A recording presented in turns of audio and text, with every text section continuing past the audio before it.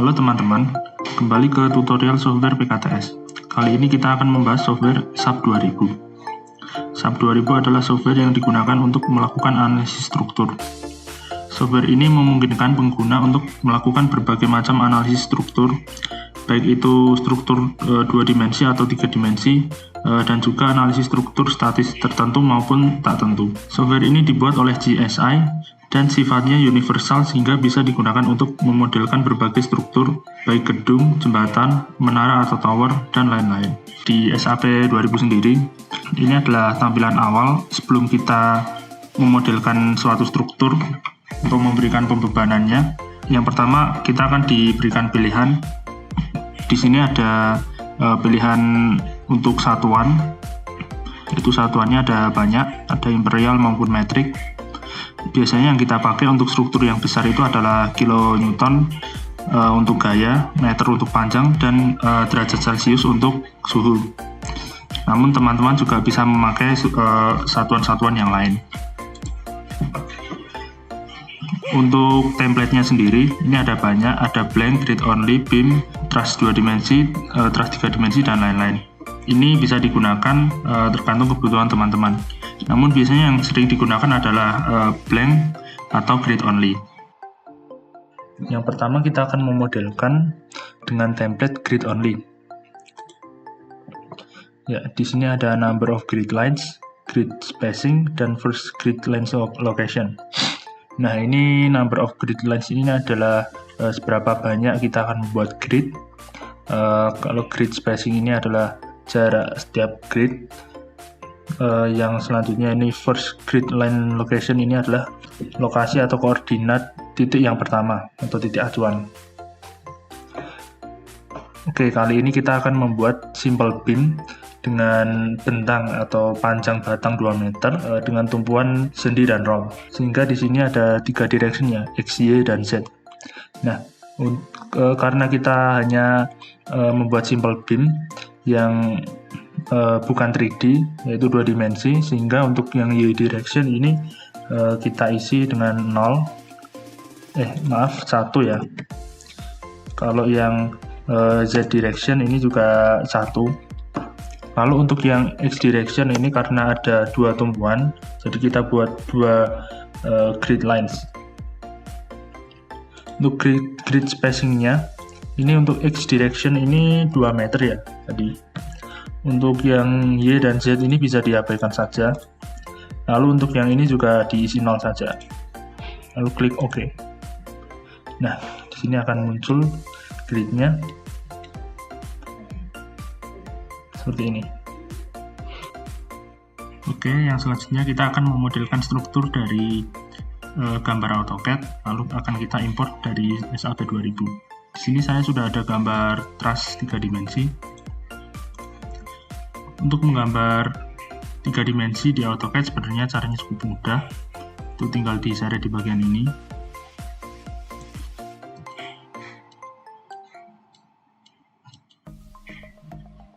Atau kalian bisa juga menekan tombol pada roller mouse sambil ditekan juga tombol shift lalu diseret.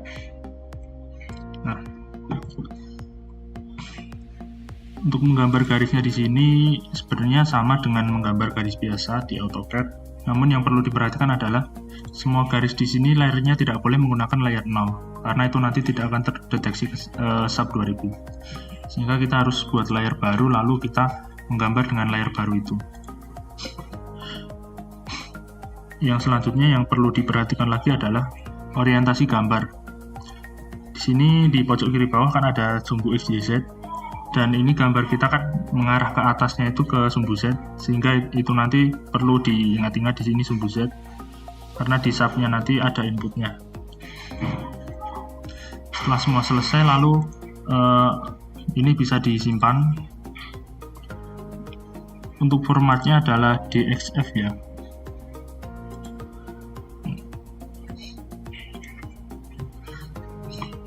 Oke, setelah disimpan lalu kita masuk ke SAP 2000.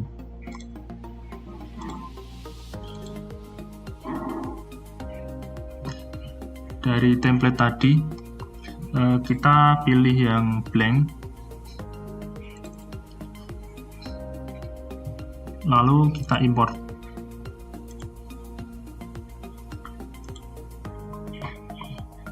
Nah, ini file yang sudah kita gambar tadi, namun sebelumnya agar bisa diimport ini, maka filenya ini harus di close dulu, file AutoCAD-nya harus di close dulu.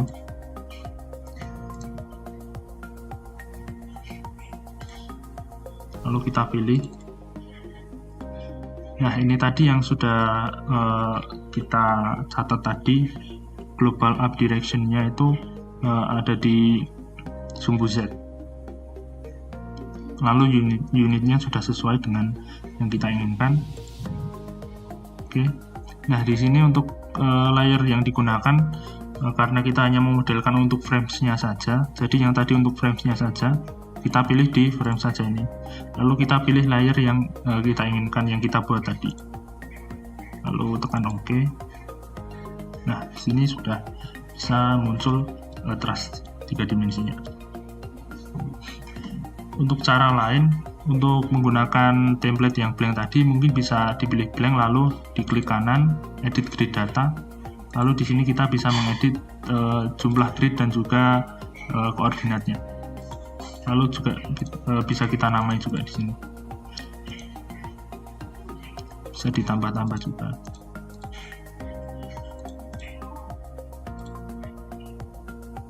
Oke, kita tadi sudah memodelkan grid dengan 2 metode, yaitu dengan metode import AutoCAD maupun dengan gambar manual. Yang selanjutnya, sebelum menggambar batangnya, kita akan mendefinisikan dulu material yang kita akan pakai. Oh ya, di sini yang akan kita gunakan gridnya yaitu grid untuk simple beam ya. Jadi untuk yang tumpuannya sendi dan roll. Untuk mendefinisikan materialnya, kita pilih menu define, material. Ya, di sini sudah ada 2 material. Yang ini bawaan dari SAP. Ini ada yang 4000 PSI, ini beton, yang bawahnya besi. Kita akan mendefinisikan material baru, add new material. Untuk regionnya pilih user saja. Material type-nya pilih steel, lalu OK. Nah, di sini kita akan namai dulu untuk BJ 37. Lalu warnanya pilih mungkin abu-abu. Untuk ini masa jenisnya, ini biasanya bahwa defaultnya memang sudah segini. Masa jenis baja hampir sama ya.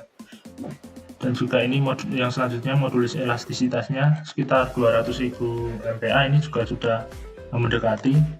Kita coba inputnya untuk menginputkan sendiri ya. Itu 200.000 MPa. Oh ya, untuk input ini kalau satuannya mungkin berbeda, itu kita bisa menyesuaikan ya dengan misalnya tadi ya 200.000, lalu di belakangnya ditambah dengan MPa, lalu software ini akan menyesuaikan sendiri. Untuk yang ini, yang selanjutnya itu ada mutu baja, ada FU dan FY. Itu saya punya tabelnya di sini. Nah, di sini ini menyesuaikan dengan SNI 03 1729 2002. Ini ada beberapa mutu baja. Kita pilih yang BJ 37, FU 370, dan FY 240. Lalu kita inputkan ke sini. FY-nya 240, satuannya jangan lupa MPa, dan FU-nya 370, satuannya MPa. Yang bawah ini mungkin disamakan saja.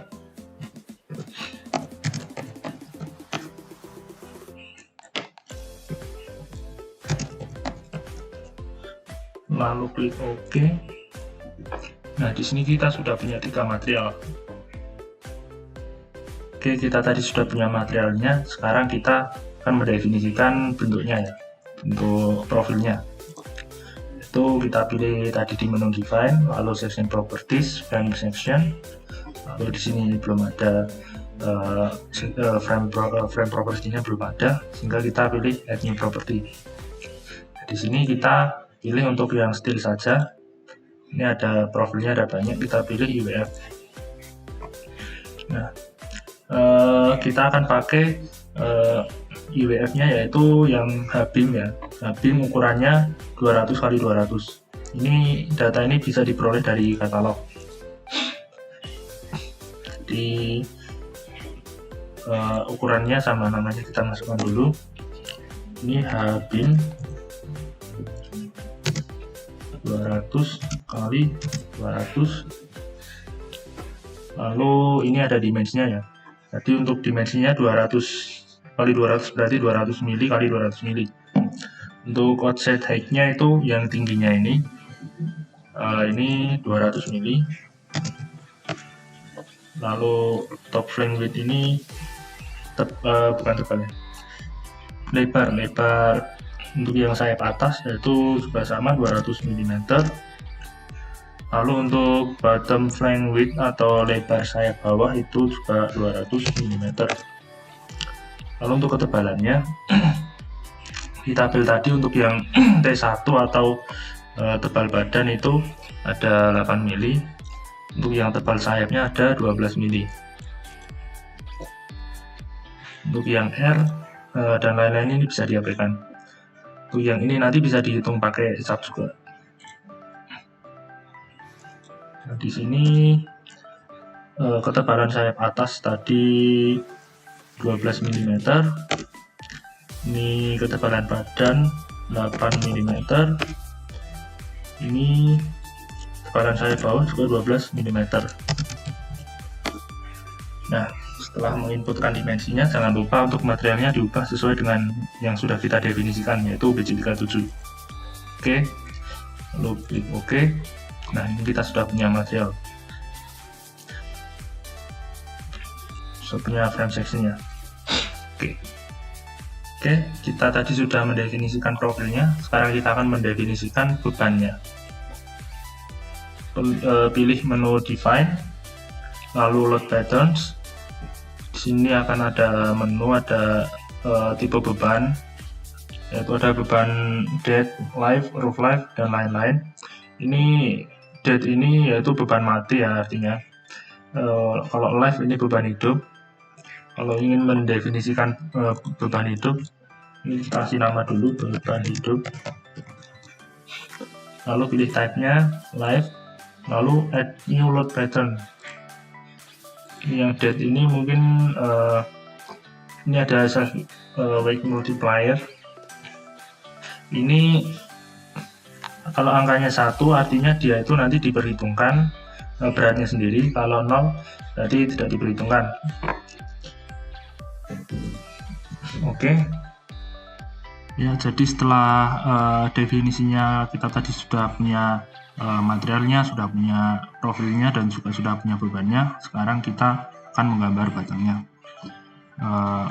Ini menggambar batang bisa pilih menu draw, lalu draw frame or cable or tendon, lalu gambarkan pada di sini ya, pada gridnya. Dari sini ke sini, kebetulan ini cuma sederhana, jadi tinggal menggambarkan di garisnya, lalu klik enter, lalu ini ditutup, lalu klik escape ESC. Nah, setelah menggambar batangnya ini kita akan menginputkan tadi yang sudah kita definisikan profilnya sama materialnya, yaitu kita akan assign profilnya ke gambar ini, yaitu dengan cara assign frame section. Lalu ini ada tadi ya profil yang sudah kita definisikan, yaitu H-beam 200 x 200. Lalu ini tadi diklik dulu atau di blok, lalu apply. Oke, sini sudah keluar ya namanya. Yang selanjutnya kita akan menginputkan tumbuhannya atau menggambar tumbuhannya. Nah, di sini tumbuhannya akan kita taruh di kanan dan kiri dengan cara yaitu yang pertama assign, join, lalu restrain. Nah, di sini ada banyak pilihan. Cara mudah untuk menggambar tumbuhan sebenarnya ada di gambar ini ya, keempat gambar ini. Yang pertama ini jepret, yang kedua ini sendi, yang ketiga ini roll, lalu yang terakhir ini tidak ada tumbuhan. Nah, di sini ada menu translation 1, 2, 3, rotation 1, 2, 3. Nah, ini sebenarnya apa? 1, 2, dan 3 ini artinya adalah arah sumbunya. Kalau 1 itu arah sumbu X, kalau 2 itu arah sumbu Y, kalau 3 itu arah sumbu Z. Untuk rotasi sendiri, rotasi 1 misalnya, rotasi 1 itu adalah rotasi terhadap sumbu X, maka rotasi atau perputaran yang dia itu tegak lurus dengan sumbu X. Jadi misalnya seperti ini ya, ini sumbu X-nya mengarah ke sana, maka rotasinya adalah seperti ini, memutari sumbu X, sama dengan rotasi 2 dan 3. Lalu kita akan membuat tumpuan, yaitu sendi dan roll, di kedua ujung batang yang kita buat. Nah, yang pertama adalah sendi. Ini kita menggambarnya di dalam gambar 3D, tetapi kita ingin gambarnya, analisis kita itu 2 dimensi, sehingga untuk yang translasi ke arah sumbu Y itu kita batasi. Untuk yang sendi ya tadi, ini kan ada 3, jadi semuanya saja dibatasi untuk yang sendi. Kalau untuk yang rotasinya, kita hanya perbolehkan rotasi terhadap sumbu Y, sehingga rotasi terhadap sumbu X dan Z tidak diperbolehkan, sehingga kita centang. Jadi ini artinya kalau tidak dicentang itu artinya diperbolehkan, kalau dicentang itu artinya dia dikekang gitu. Jadi kalau dikekang itu sama dengan dia itu artinya bisa menahan translasi 1, 2, 3 dan juga rotasi 1 dan 3 ini. Lalu setelah kita pilih ini, lalu kita klik pada gambarnya, pada join-nya di sini, lalu kita apply. Nah, di sini akan muncul seperti ini. Nah, yang selanjutnya untuk yang roll itu juga sama, kita pilih roll. Di sini translasi yang kita perbolehkan hanya translasi 1 saja, yaitu translasi ke arah sana. Untuk yang translasi 3, yaitu atas bawah, dan translasi kanan kirinya tidak diperbolehkan, jadi kita klik saja. Untuk yang rotasinya sama kayak yang sendi tadi, itu yang diperbolehkan hanya rotasi terhadap sumbu Y, sehingga yang rotasi 1 dan 3 ini tidak diperbolehkan. Lalu kita klik di join-nya, lalu kita apply. Nah, di sini kita sudah punya 2 tumpuan. Oke, yang selanjutnya kita akan menginputkan beban. Beban yang akan kita inputkan ini besarnya 10 kN, arahnya ke bawah, letaknya di tengah-tengah bentang. Nah, jadi karena tadi itu bentangnya adalah 2 meter, sehingga kalau setengah bentang berarti 1 meter, sehingga kita akan meletakkan beban di 1 meter, jarak 1 meter dari kiri ya. Kita pilih menu assign, lalu di sini ada, karena ini ya bebannya ke beban frames, jadi pilih frame load, lalu pilih point untuk beban titik. Kalau untuk beban terdistribusi itu pakai yang distributed, kalau yang titik pakai beban point ini. Nah, di sini ada menu yang pertama load pattern, itu kita pilih yang beban hidup yang sudah kita buat tadi. Lalu load direction, ini ada XYZ dan gravity. Lalu kita langsung ke sini saja, ini ada relative distance, ada absolute distance. Ini perbedaannya adalah, misalnya saya punya angka yang sama 0,5. Ini tadi bentangnya 2 meter. Itu berarti kalau yang relatif itu 0,5 kali 2 meter dari kiri. Kalau yang absolute itu adalah 0,5 meter dari kiri gitu. Jadi kalau ini itu relatif terhadap panjang bentangnya. Kalau ini absolute itu berarti ini asli ya, 0,5 meter gitu. Nah, ini karena kita akan inputkan dari tengah bentang, maka ini 0,5 meter gitu. Diisi angka 10 kN. Ini arahnya ke bawah, sehingga kita pilih gravity. Itu bisa pakai yang sumbu Z, tapi di sini harus di minus. Ya. Ini. Nah, untuk yang lain-lain ini isi 0 saja. Lalu di sini ada option, kita add, replace, atau delete. Kalau delete itu untuk menghapus, Kalau yang replace itu untuk mengganti, jadi yang beban sebelumnya hilang. Kalau yang add ini untuk menambahkan beban baru. Jadi ini karena belum ada beban, maka kita pilih add. Lalu kita pilih batangnya, lalu di apply. Oke, ini yang selanjutnya, ini yang cukup penting, ini adalah koordinatnya. Jadi sebenarnya di SAP 2000 ini ada sistem koordinat, yaitu ada koordinat global dan juga lokal. Perbedaannya adalah kalau global itu koordinat yang berlaku untuk semuanya secara umum. Seperti yang ini ya, yang besar ini ya, yang X, Y, Z, ini yang warna biru. Kalau yang koordinat lokal itu yang ini warna-warni, ada merah, ada hijau, ada biru. Nah, ini urutannya bagaimana? Untuk yang merah ini adalah sumbu X lokal, kalau yang hijau ini adalah sumbu Y lokal, untuk yang biru ini adalah sumbu Z lokal. Nah, ini sumbu di SAP 2000 itu mengikuti kaidah tangan kanan, sehingga untuk yang jari telunjuk itu X, jari tengah itu Y, dan jari jempol itu adalah sumbu Z. Nah, kalau untuk yang koordinat lokal juga sama, cuma di sini ada warnanya, itu artinya kalau urutannya itu RGB ya, red, green, lalu blue gitu. Nah, penggunaannya kalau yang sumbu global tadi berlaku untuk semuanya, kalau yang sumbu lokal ini berlaku untuk elemen-elemen tertentu. Misalnya yang ini ya, yang warna-warni ini sumbu lokalnya batang ini. Jadi sumbu yang berlaku di sini aja. Kalau yang ini, yang satunya ini sumbu lokalnya untuk join gitu. Jadi setiap elemen itu ada sumbu lokalnya sendiri-sendiri.